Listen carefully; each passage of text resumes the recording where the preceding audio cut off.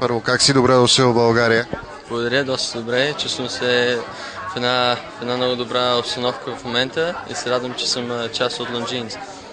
Някъде бях прочел, че едно от малкото ти хобита е именно свързано с часовници. Колекционираш. Откъде това нещо? Как се случи? Може мисля, че доста малък харесвам часовници и винаги съм бил запалянко, но ето има дойде в момента, в който имам подкрепата на Longines и наистина съм щастлив да бъда в тяхния отбор и наистина се чувствам в една добра обстановка всеки път и се радвам, че отваряте магазин в София. Кога стана връзката между вас и между теб и Longines? Как стана? Приблизително около преди 2 години срещахме се на турнир, бяхме започнали да водим разговори и така. Имаш ли любим часовник, с който играеш? Винаги съм играл часовници като малък, нямах някой така любим, който да е. Винаги съм си харесвал някой, винаги съм играл с него, но никога не съм си набелязвал един любим. И сега, след като Longines те подкрепя, може би след време ще има и някой модел с твоето име. Да се надяваме. Наистина, ако нашето партньорство продължи още по-дълго, наистина ще се радвам да направим нещо по-голямо.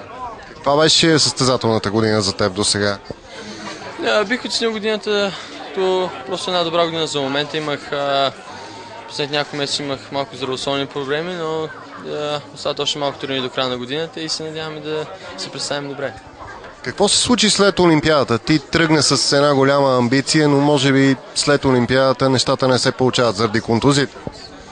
Да, определено нямах възможност да тренирам кой знае колко дни. Пропуснах няколко седмици от тренировка, което ми костваше, разбира се, и някои от мачовете, но в последствие се възстанових, поднових тренировки и отново съм на правилния път.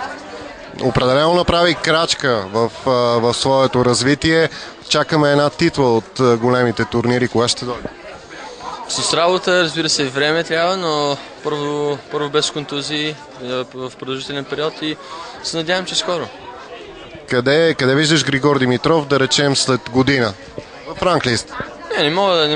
Не искам да слагам някакви лимити на себе си в момента. Искам просто да играя един добър тенис, да се състезавам и всичко останало си идва след това. Това, че те сравняват с Федерер, пречи ли? Не помага със сигурност. Мари или Джокович? Джокович. Но годината беше май на Мари. Защо? Мисля, че беше и до шанс малко, особено последните няколко мача, но мисля, че ето дошло неговото време да спечели първа титла. Големия шлем.